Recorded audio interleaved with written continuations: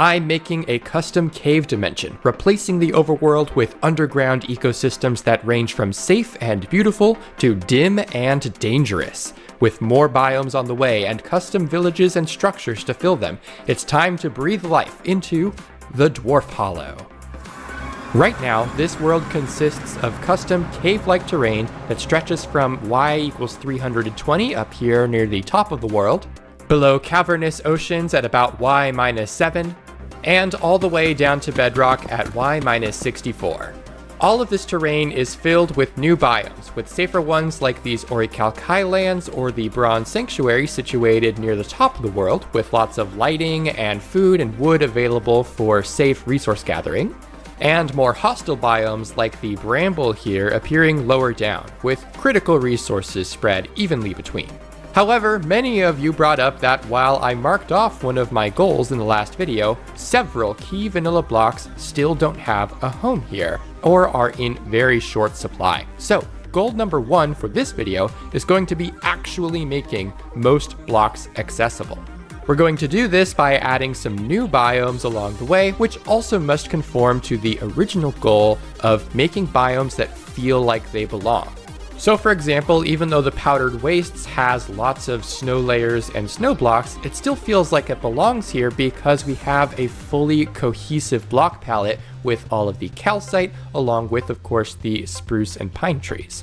And this is coupled with some terrain conformity, so certain biomes only appear where the terrain is fairly wide and open like this, while others might only appear where it's very dense and more properly cave-like.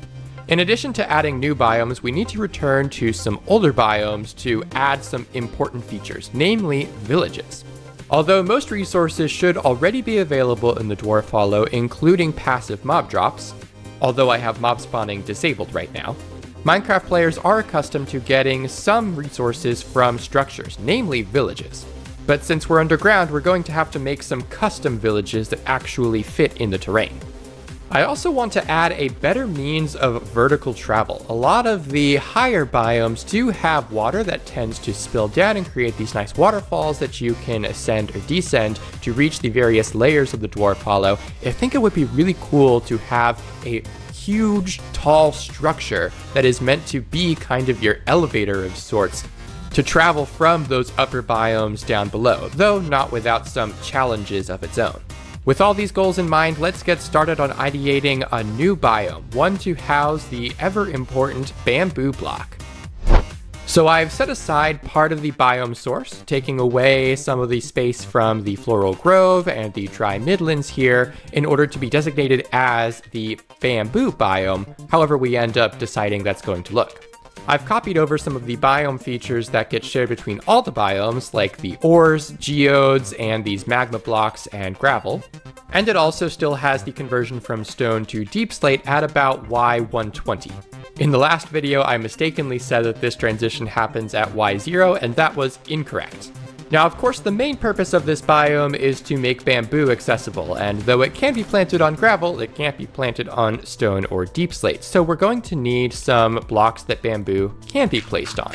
I'm thinking a mix of podzol and maybe some coarse dirt as well. Many biomes here in the Dwarfhollow already have plenty of grass, and indeed the vanilla bamboo jungle biome has lots of grass as well mixed in with the podzol. So I think to make this biome stand apart a little bit, I'd like most of the green to be coming from the bamboo itself. To further distinguish this from vanilla biomes, or what you would typically expect from a bamboo biome, I also think I'm going to incorporate lots of water, kind of like a swamp. Oh, I broke my bamboo. And along with this water, I think it'd be interesting if we had some jungle trees kind of sprouting out from it, though we'll also probably have some jungle bushes along the ground as well, very similar to what we have in the Bronze Sanctuary. Lastly, while the focus is on the bamboo, another block that viewers noticed was in short supply was moss blocks, and indeed especially spore blossoms, which don't currently spawn anywhere. So I think we'll incorporate a bunch of moss on the ceiling to serve as your primary source of it outside of the Grimstone Grotto, and a fair amount of spore blossoms as well, which should add a really cool ambiance to the biome below, especially when there isn't a lot of green on the ground outside of the bamboo and occasional trees. All of this is hypothetical though. We'll have to implement these biome features and see how they look to make sure that everything meshes and matches up the way I'm imagining in my head. Before we talk about the bamboo swamp, you may notice that the world looks very slightly different here. Up until now, I had been using the overworld effects setting in the Dwarfhollow's dimension type, and this made it so that the dimension had a sun and moon and stars and a day-night cycle. But of course, since we're underground, there isn't actually any use for that stuff. So I've now changed it so that this Dwarfhollow overworld dimension uses the effects of the Nether. It no longer has a moon and stars, and it makes the biome colors, specifically the fog colors, much more apparent. So here in the bamboo swamp, we have a bit of a stronger green tint to our vision, whereas if we travel into the dry Midlands, we're gonna go into a bit of a Breaking Bad Mexico scene.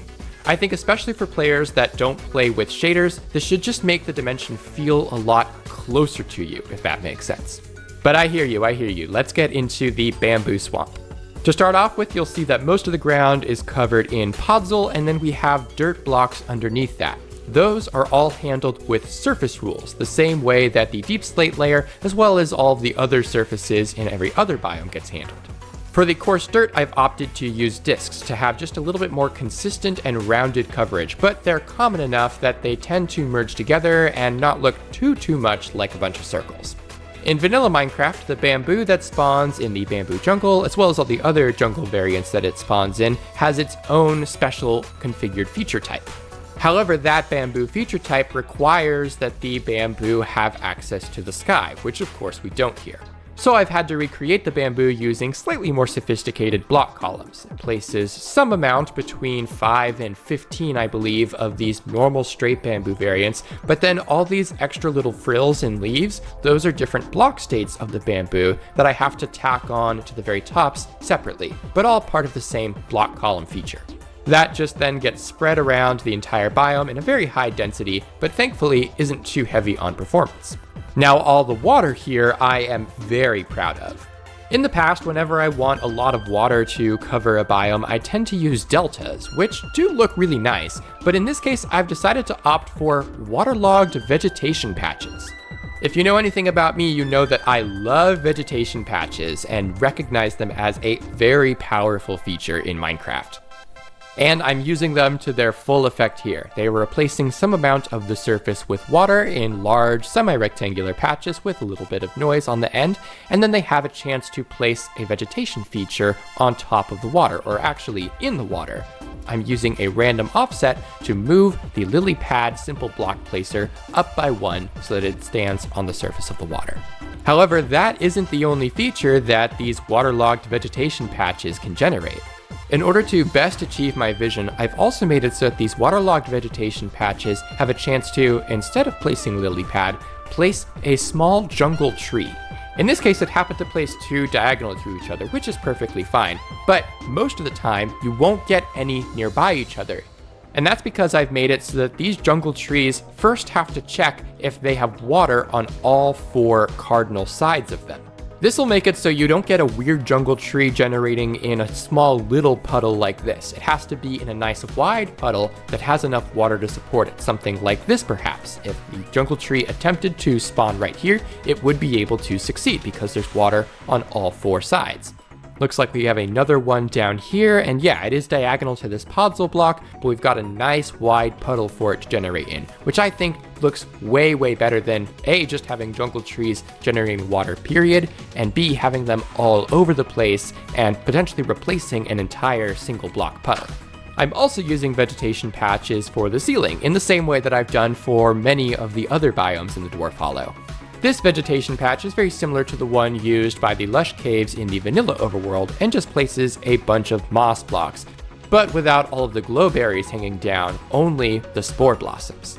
I'm pretty happy with this density of spore blossoms too. They create just enough particles that you're generally going to see them pretty much wherever you are as you're walking around the bamboo swamp. Sometimes you'll get a couple of gaps where there maybe aren't a lot right above you, but generally I think this creates a really nice effect.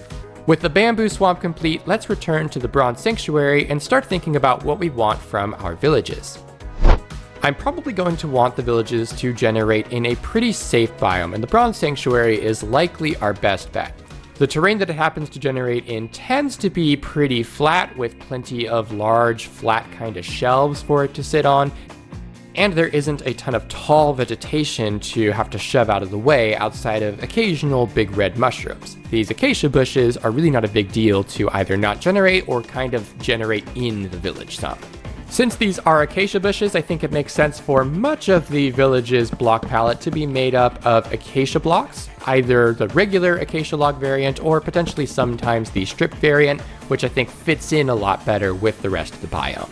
Obviously, with that in mind, it'll also take advantage of acacia planks, and I think it'd be neat if at least some of the buildings kinda looked like big red mushrooms, or that they were built out of mushrooms, almost kinda like a fairy village. Now, I have made villages before, but when I made the Frostpale villages, I had the advantage of using a resource pack to add some custom blocks so that I could create the design that I wanted, and so I kind of felt like I had to make the structures myself.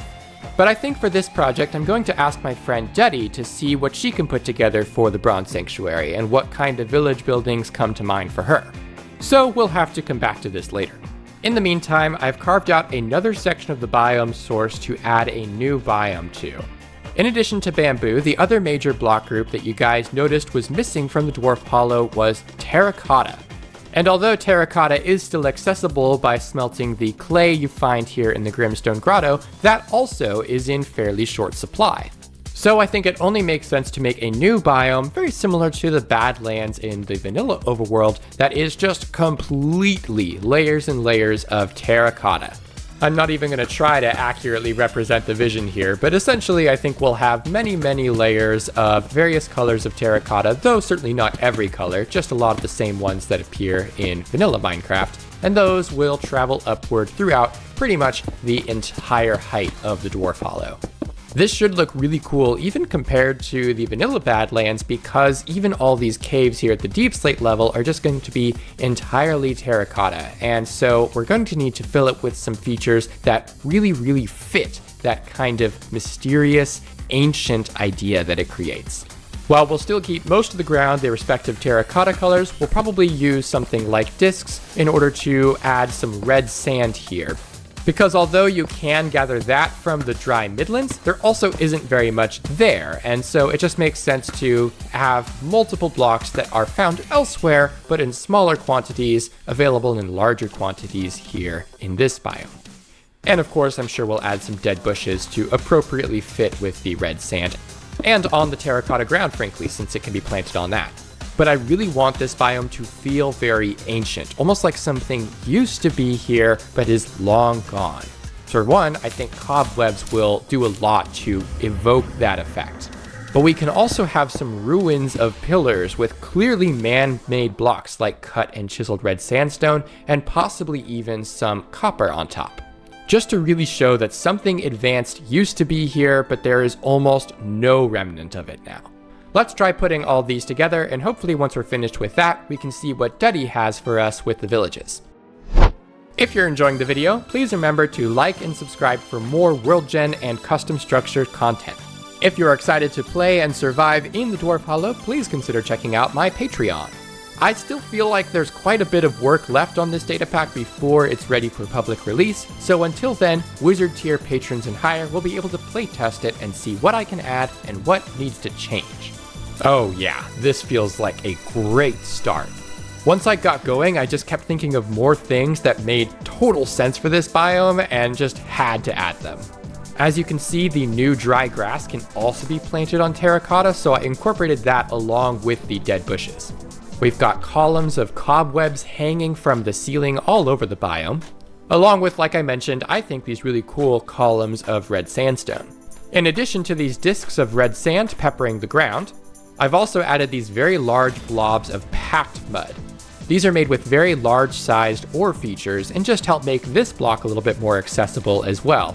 So even though there's plenty of mud in the Grimstone Grotto, I think having a nice spot where you can gather up a bunch of packed mud super quickly will be really nice for players that want to build with it. When it comes to the layers of terracotta, I'm handling this with a huge sequence of surface rules. There's a lot of things that features are way better at than surface rules, but having mass replacements in layers like this is one area that surface rules remain top-notch. Basically, it's just a really long chain of every block position, checking first, am I in the Ancient Caves biome, and then checking its Y level. If it's not above a certain Y level, then it's going to be white terracotta, and then if it is, it's going to continue up the chain and check if it's below a different Y level and be yellow concrete instead, and then red, and then regular, and so on. Each band of terracotta is about 10 blocks, which I think is totally reasonable. I can even dig into this wall a bunch so we can see that unlike some biomes like the honeycomb caves, this continues all through the entire walls of the biome until we break out into a different biome that uses the normal surface rules like deep slate or stone. Something else I can show you if I use this world edit command will replace all of the clay ore blobs that are in the area with lava, and you can tell there's quite a lot of these pretty large blobs that otherwise would be completely clay. But if you're just walking around an ancient cave, you're not going to see any clay. This is because I'm using a field of the ore feature type that allows it to discard chances, which means fail to generate the feature if it is in contact with air, and I've set it to 100%. So there will be lots of these ore clay features, but they will only generate when they're completely encased in this case, terracotta. This helps solve the problem of there not being enough clay in the Grimstone Grotto biome. There is a ton here in the Ancient Caves biome, but you're gonna have to dig for it. I've added one additional, I think, very fun feature to the Ancient Cave biome, and it is right behind me. Instead of having copper blocks on top of these red sandstone pillars, I've made it so there's a chance for there to be copper golems on top. It's a pretty small chance, so while before we couldn't see any copper golems, up here there are quite a lot of these columns, and we happen to have 3 copper golems, which is pretty good for the area. I've also made it so there's some randomness between whether they are exposed or weathered, like those ones over there, and some randomness in which position they're in. I think this is just the icing on the cake in making these ancient caves feel dilapidated and ruined, but previously inhabited. Speaking of inhabited, let's take a field trip to the build world that Dutty sent me so we can see what she's put together for our bronze villages. Oh my goodness, these look so cute!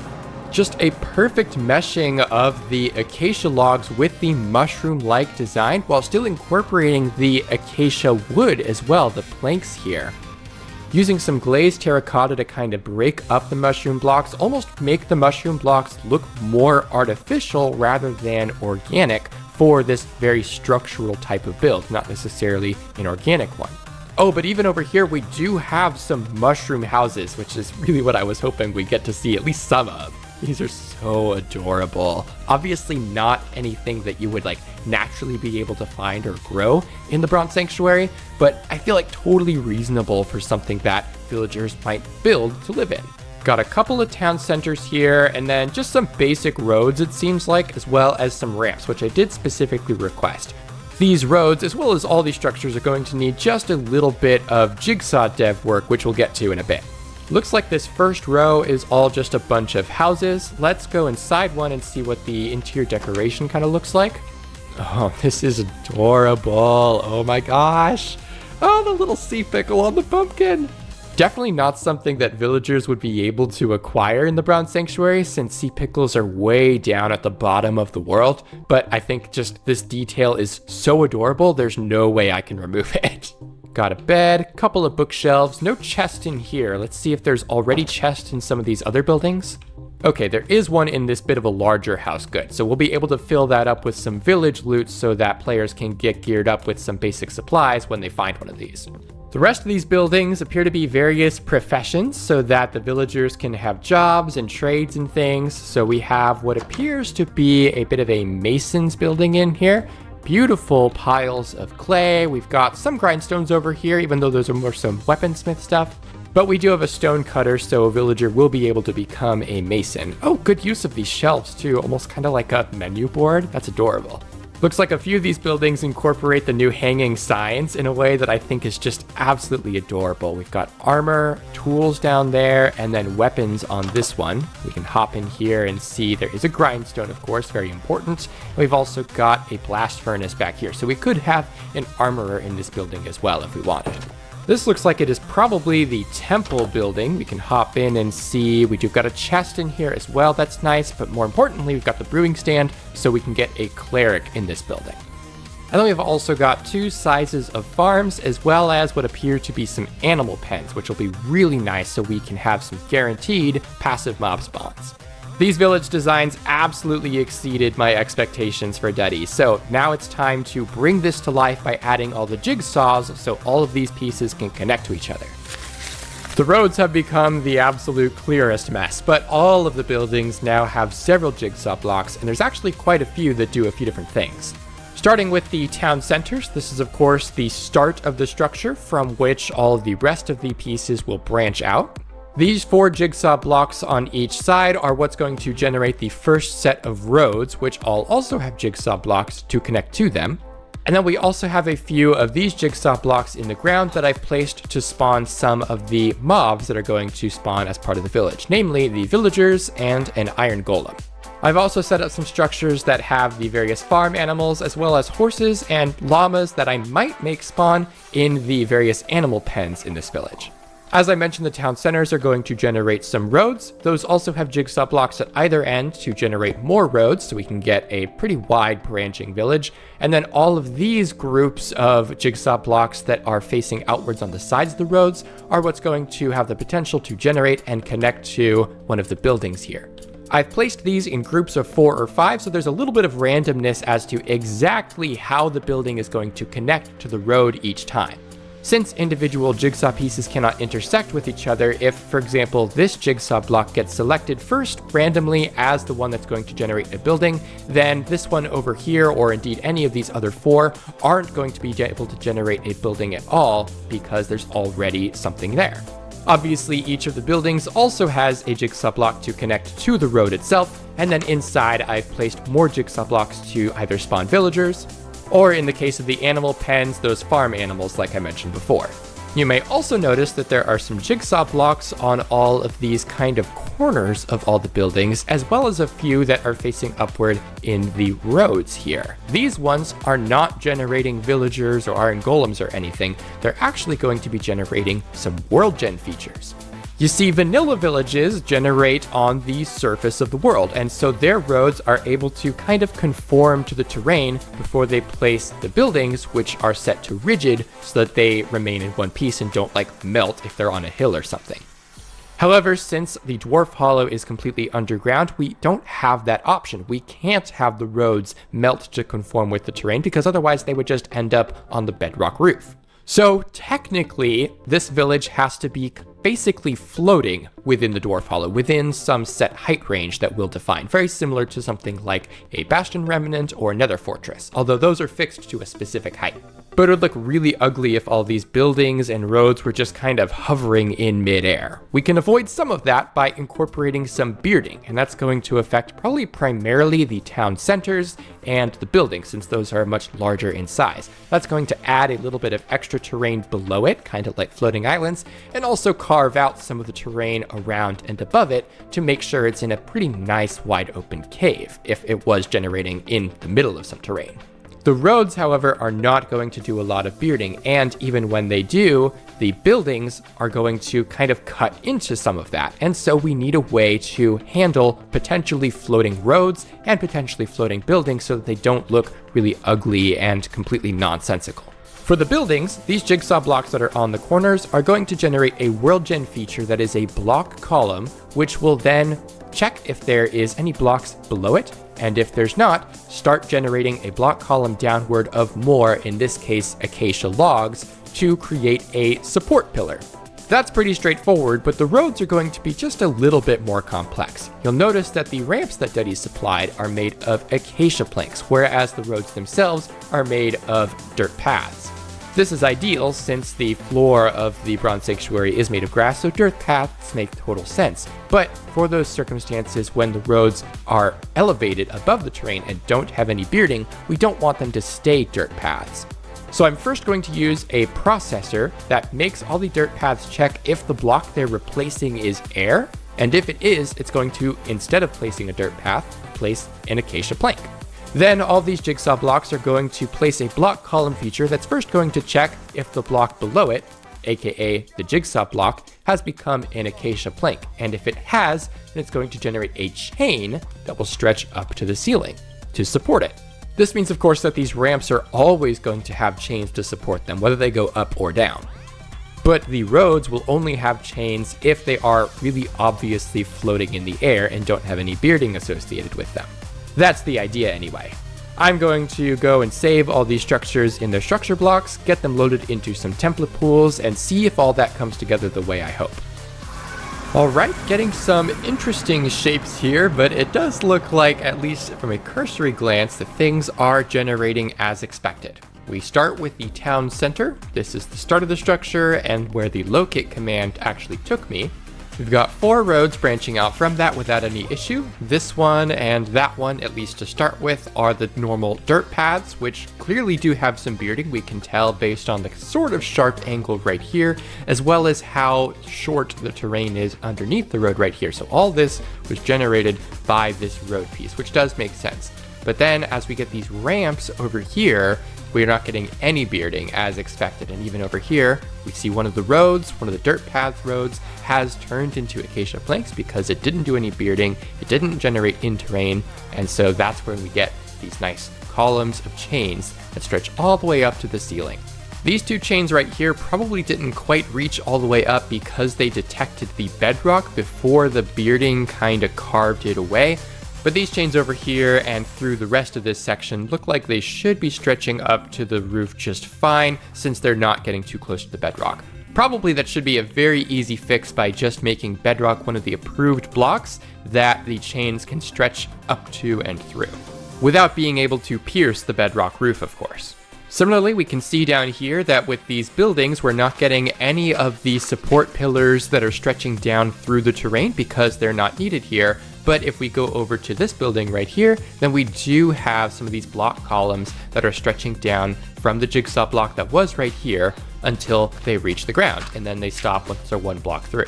This creates a visual that is very reminiscent of the vanilla mine shafts, but it is notably different.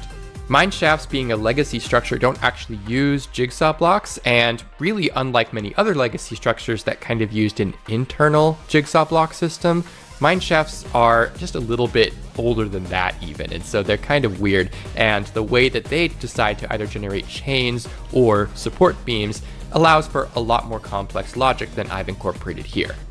That might be something that I'm able to replicate with a little bit more work, but I think right now I really like the appearance that these chains end up creating. Even though technically it would have been more resource effective to have a pillar stretching down to the ground for this road here, since it's closer to the ground than to the ceiling, I don't really dislike the appearance that it creates. Let's walk around this village and just go inside a couple of these homes and make sure there's no villagers that are like trapped or anything. Looks like we did get a villager over here who, found the barrels and decided to become a fisherman. Doesn't really make a whole lot of sense to be a fisherman up here in the Bronze Sanctuary, but I don't really want to get rid of these barrels, at least not all of them, because they do add just a whole lot of visual decoration to these buildings, especially the outside. The weaponsmith building lines up pretty perfectly with the roads here. In fact, we got 2 back-to-back with each other, it looks like. We could potentially add some stairs right here so that we have a little bit more of a direct path up into this kind of forge section. But even though Dutty did quite a lot of decoration that is well beyond what normal vanilla decoration would be, I don't necessarily want everything to be super non-vanilla in the way that it's constructed. There is a certain value in having structures that are not perfect, that a player would be able to build better, because of course that incentivizes them to actually do so. This nice duplex house does have a little bit of these bushes in front of the doors, but thankfully not blocking it looks like. But because of the bush in this animal pen, all of the animals have clearly been able to escape and wander away. Now, of course, villages, like any other jigsaw structure, can only check the biome that the starting structure actually generates in. So if they branch out beyond that, then it might end up looking a little bit odd because it no longer matches the biomes that the individual structure pieces are in. So if we follow this road, for example, then we're going to slowly transition into an orichalc highlands biome, and then in fact to a honeycomb caves, which really doesn't make sense for the acacia and mushroom theming that the Bronze Sanctuary village has going on. But there isn't really anything that we can do about that. That does make me think of a really fun idea though. It could be really cool to have some additional villages that can appear in some other biomes, specifically the honeycomb caves I think would make a nice home for some villagers, maybe kind of like their beekeepers, I don't know, I just think that's cute. And even the dry midlands might serve as a great location for an additional village. This is generally a bit lower down in the world and is mostly darker than the Bronze Sanctuary or even the honeycomb caves. And so while it would be difficult for villagers to safely create a settlement here, it would also serve as a convenient safe haven for players that are exploring deeper down in the Dwarfhollow. I'll shoot Dutty a message and see if she can come up with anything for me. It only took a few days, but Dutty has delivered some incredible structures, both for the dry village as well as the honeycomb village, which we'll get to in a moment. I've just loaded up all the structure files in the existing build world, so we can replicate all the jigsaw placements once we take a look around. Looks like for the dry village, we have 3 town centers this time, 2 that are this kind of bazaar structure, and then 1 that is a classic well. I also really like the lamppost design over here. As before, we have several different sizes and shapes of houses, and then we get into the profession buildings, probably another mason, weaponsmith, armorer, and toolsmith. Once again, I really like the forges that are inside all these kind of covered areas. Oh, there's even one over on the side over here with the lava. That's awesome. The temple here is a small red sandstone pyramid with what looks like a small sarcophagus inside. And of course we have the brewing stand so that we can get some cleric villagers. I also really like the open air library situation we've got going on over here. Even though most of the buildings do have doors, it's nice to see that the temple and the library kind of have this shared idea of foregoing doors for this more kind of significant and knowledge-focused building. Looks like we have only one size of farm plot structure for this one and no animal pens, which does make sense because there won't be many animals in the dry midlands for them to safely domesticate. The roads and ramps are pretty much the same. I told her that I didn't need anything special for those and she could just replicate them entirely. And same deal for the honeycomb village roads, for which it looks like she went with yellow concrete? No, yellow terracotta. I think that works really well with the abundance of honeycomb and even some of the raw gold that we've got incorporated into the buildings, which of course is very common in the honeycomb caves. For town centers, we have 2 different kinds of wells, one that is a little bit more kind of decorative and overgrown. And then this well kind of looks like a beehive, which I think is going to be really awesome, especially once the water is in an actual honeycomb cave biome, because that's going to turn yellow and look like it's flowing out honey. Continuing the theme, these 2 houses are clearly meant to look like beehives, more organic beehives, very similar to the mushroom houses we had for the Bronze Sanctuary. Along with those, we have several other kinds of houses that incorporate a good mix of oak and jungle wood, since both can be found in the honeycomb caves, and I really love the designs that we have going on for the houses, finding ways to incorporate these small little towers with the rounded roofs. Once again, we have the profession buildings, and in addition to the outside forges that we have for probably the weaponsmith, armorer, and toolsmith just like before, the mason also appears to have an open air workspace. We once again get 2 different sizes of farm plots, but no animal pens outside of the husbandry building, which I actually did realize there is one over for the dry midlands as well, so there will be a few farm animals.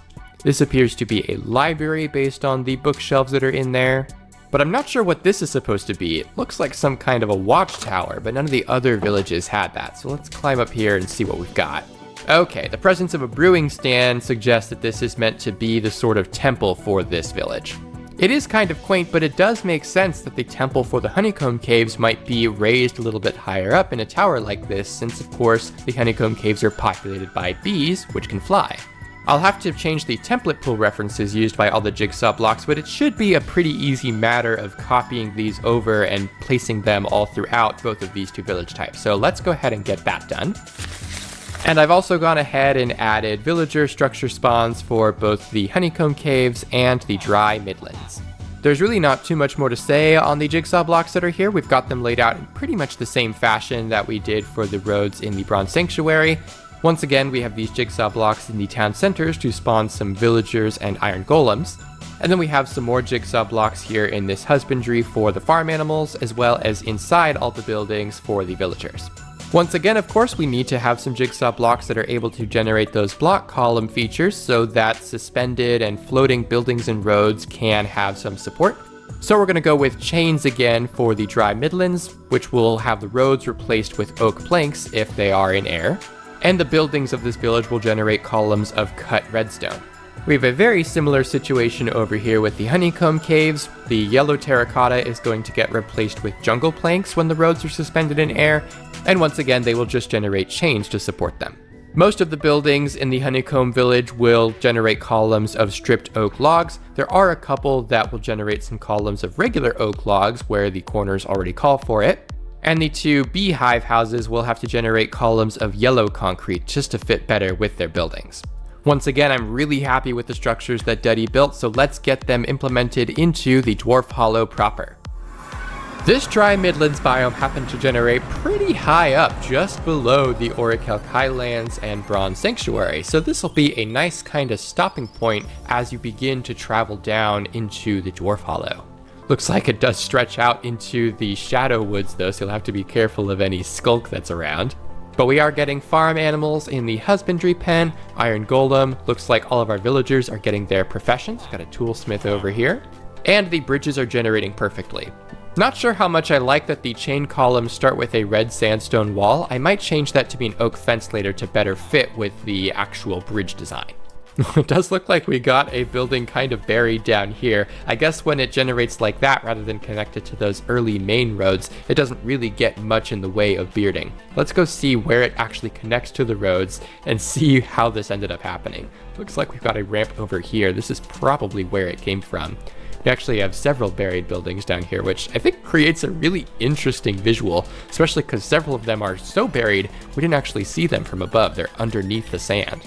We can climb up this bridge to end back up on the main road, and after going around these cacti, looks like that is what takes us back to the town center here. As you can see, we are using a processor to replace some of the red sandstone of the roads with some sand so that it looks a little bit dirtier, but that isn't translating over to the oak plank bridges since we don't want those to be super broken. We do want those to be pretty much intact. And we are getting our columns over here as well, so I think that pretty much covers everything here in the Dry Midlands village. It does look like this honeycomb cave is a little bit small, kind of nestled between a bamboo swamp and a floral grove, so we're probably going to have these roads stretch into those respective biomes. Oh yeah, most of this village actually appears to be over in this bamboo jungle. It doesn't not fit though, I kind of like it. The processor here for the roads doesn't make a lot of sense outside of an area where the floor is naturally honeycomb blocks, but the rest of the buildings don't like completely stand out. Going back to the honeycomb caves proper though, we do have the beehive town center that's stretching off to generate the rest of our roads. We do get a couple of these bee nest trees generating on the roads, and I don't know that that's super huge of a problem. It obviously can block some doors, but things like that happen in vanilla all the time. The rest of this road over here stretches into the floral grove, but doesn't look like too far. It definitely doesn't fit as well here as it does in the bamboo swamp. But again, unfortunately, there's nothing I can really do about that. Because the honeycomb caves generate in an area of the world where the density functions dictate that there is a lot more dense terrain compared to some areas like the Dry Midlands or even the Bronze Sanctuary, it probably isn't going to be super often that we're going to find situations where the roads elevate up and are suspended as bridges. However, it does and can happen. As before, the chains are generating correctly and going all the way up to the ceiling, even when the ceiling is honeycomb or honey blocks. And we are getting our block columns underneath the buildings as well. I can't say that the yellow concrete columns look super nice, but there's not really anything that's going to fit better, and I don't want to change the actual designs for these beehive houses. This road does stretch a little bit further on this way and even goes back up some more before it ends up ending, probably because it reached the size limit. Vanilla villages have a size limit of 6, and I decided not to increase my village's size, especially because since they're so much more three-dimensional, it could just make them end up branching and stretching out way too far. And clearly we're already getting situations where the villages are escaping their home biome. Not to mention the performance impact. I'm really happy with these village designs and the way that the builds have been able to be integrated with template pools and jigsaw blocks to create a cohesive settlement. But I'd be lying if I said that I didn't miss building things myself. I think I'd like to move on to building the new structure that is going to serve as the means of vertical travel between the various biomes as you try to explore the Dwarfhollow. and I think I'll probably take some inspiration from a classic mod. These are the room designs for what I'm simply calling the Dwarf Towers, and more specifically, the Stone Dwarf Towers. My thinking is that over time, I will add more variants of these Dwarf Towers that are made from different block palettes and vary slightly in their design. They will have slightly different challenges, but achieve the same purpose of being a major way of accessing vertical travel throughout the Dwarfhollow. You see, Minecraft structures have a couple of different size limits. One is the number of jigsaw steps that they can generate in a single structure. That is mostly for performance purposes, so that you don't have just tons and tons of branches in like a maze that are just creating exponentially more structures with each step. And another is the actual block distance from the center of the structure, from that starting piece. On the X and Z axis, that maximum distance is 128 blocks, meaning you can have a structure with a diameter of 256 blocks. And up until recently, that was true of the Y axis as well. But recently, Mojang decoupled the X and Z axes from the Y axis in terms of the maximum distance that structures can have. And so now, structures can still only be 128 blocks from the center on the X and Z axis, but up to 4,096 blocks on the Y axis. So we can have super tall towers that potentially stretch all the way from bedrock to the very top of the Dwarfhollow. Now, I'm probably not going to make them that tall, and in fact I don't think they could be while adhering to the 20-step limit, but the fact remains that this is possible now. So the Dwarf Towers are going to start by generating one of these lobbies down here. This is going to be the very bottom of the tower, and there will be some treasure down here, because ultimately the expectation is that players are going to start at the top of the tower and work their way down. The top of the tower has more entrances into it, a nice campfire to serve as kind of your starting point, as well as this barrel that'll contain some starting loot. Now, of course, you could enter the tower anywhere you want. You don't have to start at the top, and there's nothing wrong with just breaking through the walls. In fact, most of the time, you probably will. So for many players, I expect this will just serve as an incentive to also remember to check out the top, either as they're creating a new superhighway for them to access the rest of the Dwarfhollow, or just so they can gather up some loot to take back to their base. In between the lobby and the top of the tower will be a whole bunch of these room pieces. We have some single room sizes, as well as a few double room sizes. Using Jigsaw Blocks, these are going to be filled with trial spawners, or potentially some loot or other kinds of decorations to add some incentive to explore the entire tower, and also some challenge. So as you descend through the battle tower, you might find some rooms like this wheat room to help replenish your gear with some additional loot and decorations just to kind of restore you. Or you may happen upon a more dangerous battle room that is filled to the brim with trial spawners. These trial spawners will vary from those found in trial chambers, very similar to what I do with my custom biome strongholds. The idea being that they'll provide some repeatable and consistent challenge as you work your way through a particular dwarf tower and use it to access other parts of the Dwarfhollow. Now, I have the jigsaw blocks already placed for handling all those trial spawners and decorations and loot, but let's get the tower as it currently exists generating in the world just to make sure that it's working the way that I want. Okay, awesome. This is about what I was expecting for actually finding a dwarf tower. You're very rarely going to find the very top or the very bottom. Instead, you're going to see it piercing through the terrain and have to break into and bridge over to one of these rooms. We can and do, of course, get some features generating inside of here, which I think just adds some additional character to these structures and makes them feel like they are part of the biome, or really biomes, that they're in. Let's climb up to the top here and see how the top of the tower ended up generating.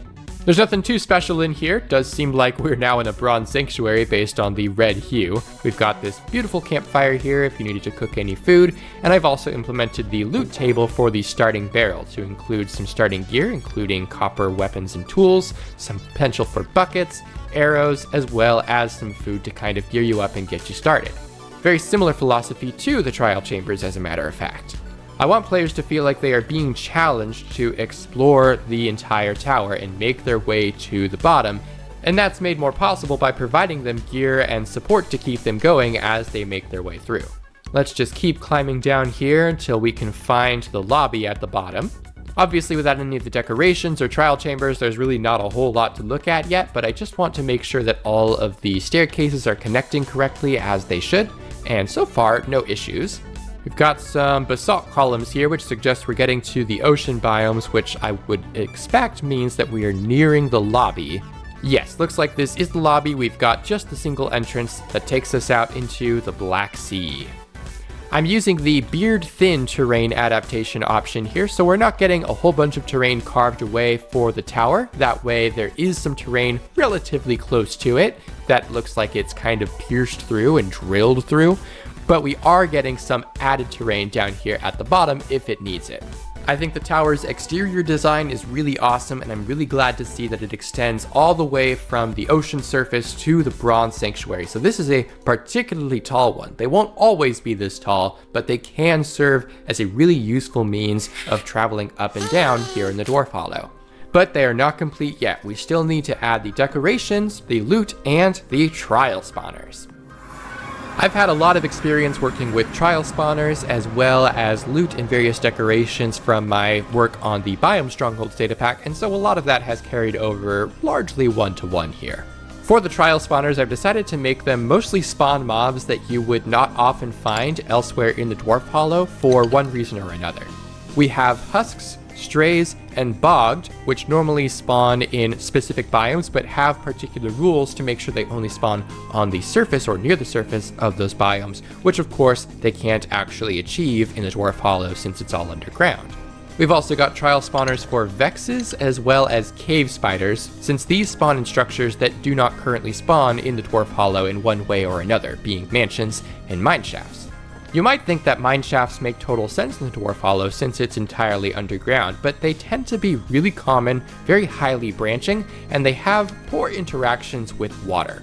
Additionally, since there is so much kind of open terrain, there would be a lot of situations where we'd have the bridges that are supported by chains or by logs, and those could A, be confused with villages, and B, not be very nice looking when you have just huge layers of caverns that are separated by shelves like we do in the Dwarfhollow. And then lastly, I added a trial spawner for slimes, even though slimes can still spawn in the Dwarfhollow thanks to slime chunks. This is to make up for the fact that we can't have slime spawning naturally on the surface in the same way that we have in swamps in vanilla overworld because we don't have a surface. Now, since these are trial spawners, I've made it so that they can eject trial keys, and because of that, we have some trial vaults. These also have loot that differs from trial spawners, so you're not going to get a heavy core or breeze rods from these, or from the trial spawners for that matter. And in fact, I've made it so that these vaults have a chance to drop loot that, again, currently can't be found elsewhere in the Dwarfhollow, namely some totems of undying, since there aren't any mansions, and hearts of the sea, since we don't have buried treasure. We also have a chest to help gear you up with some loot very similar to what you would find at the top of the tower, and then just some things to spice up or otherwise add some decoration and variety to the various rooms that you would find. Let's get all of these generating in the stone dwarf tower and see how it all comes together. I've gone and found a different tower to test in, and this one is just barely visible in this very low Grimstone Grotto cave. Coming inside, it does look like we are getting our spawners generating correctly. We've got 2 husks, a vex spawner, and then down here we've actually got some treasure in the form of a vault and an ally to help you if you need it, which you very well might with these vexes.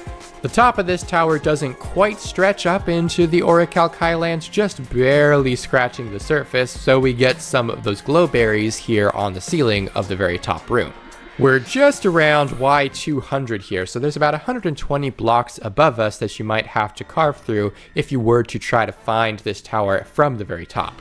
And I think that's good. It means you're not always going to be able to find towers that'll take you lower by only hanging out in the safe biomes near the top. You might need to go down to where there are larger caves and find where they happen to intersect those caves in order to access them and build your superhighway. I've gotten myself geared up with some copper equipment and a shield, as well as more food than I think would reasonably be necessary for this, just to see how the whole tower plays out. Of course, I'm not going to do the whole tower, I'll probably just do a couple of rooms. Looks like we're starting off with a convenient and safe wheat room that has 3 whole trial vaults down here. We can't open these yet because we haven't fought any trial spawners. Okay, here we've got a Vex and a Bogged spawner. So the Vexes are going to be a little bit tough to take on. Oh, not too bad. Ow, I'm not dealing a ton of damage. Oh, but I'm on the magma blocks. Definitely a bit of a challenge here in this battle room with all the magma blocks around the edge. So I don't feel like there's anywhere I can kind of back into a corner and have good vision of the rest of the room, which isn't strictly helpful anyway because of these Vexes. Now I have made these Vexes larger so they're easier to hit than if you were fighting an Evoker naturally, and as you saw, they also aren't wielding any swords, so they are dealing less damage than you would find at a woodland mansion, and I think that's ideal for a structure that is intended to be sort of early to mid-game like this. Carrots are a great renewable resource to be getting from the dwarf towers, since once you have a few you can start growing them and get a really nice food source. I'll also mention that unlike in trial chambers, the trial spawners in dwarf towers will wait 3 hours before they're able to spawn new mobs, rather than the default 30 minutes. Since those are real-time hours, this will hopefully mean that you won't have to fight through the entire dwarf tower again every time you want to go up and down it. It'll only need to be every 1 to 3 sessions, so it'll still be something you'll need to kind of be prepared for, but there will still of course be those renewable rewards to make it not a total slog. Okay, let's try and avoid activating any more trial spawners. Got a couple of husks that are thankfully falling, so I can maybe try and focus on these Vexes. Oh, hello. Never mind. They're able to climb stairs. There we go. And we got some husks down here. Let's get them down. There we go. Since I got some iron from an earlier trial spawner, I could have turned these into shears and had an iron golem to help me out, but I feel like I had everything under control. You may also have noticed that generally each trial spawner is summoning fewer mobs than in a trial chamber, where you would normally fight 3 or 4 zombies or skeletons or potentially up to 6 silverfish or slimes. You're only getting 2 husks per trial spawner and 3 Vexes per Vex trial spawner. That is, of course, still going to increase depending on number of players, as well as whether you have made it an ominous trial or not. Let's do one more combat room before we call it quits here. Looks like we found a nice bedroom to set your spawn point, and even comes with a iron golem. Okay, this is a pretty stacked one. We've got what are going to be 4 Vexes and probably 4 slimes as well. Let's take these husks out. We'll use the stairs to our advantage here to climb around the side. And the slimes are size 1, so they are going to spawn some smaller slimes, but they don't deal damage, and they also don't count towards the trial spawner being completed. So we can get our iron and apples as we complete this particular room. And by now we've already traveled about 70 blocks down from where we started at the top of the tower, which I think is pretty good. We made good time and had a lot more fun than if we were just going to mine a staircase down until we happened to hit a cave. In fact, looking out this window, it does look like we've hit a cave, so we could, if we brought our pickaxe, break this window and climb out and explore some of the Grimstone grotto that is below where we started in the Orichalc Highlands. Overall, I'm very pleased with all the features that I've added to the Dwarfhollow so far, and I'm so excited to continue working on this super cool world. If you've enjoyed the video, please remember to like and subscribe for more worldgen and custom structures content. Please consider joining my Patreon to get early access to many of my data packs and participate in Patreon fights in the end of the videos like this one. If you want to learn to make custom biomes, features, and dimensions like the Dwarfhollow, check the link in the description for my very thorough written guide written for Datapack Hub. Congratulations to today's winner, Holly Kalen, and thanks for watching!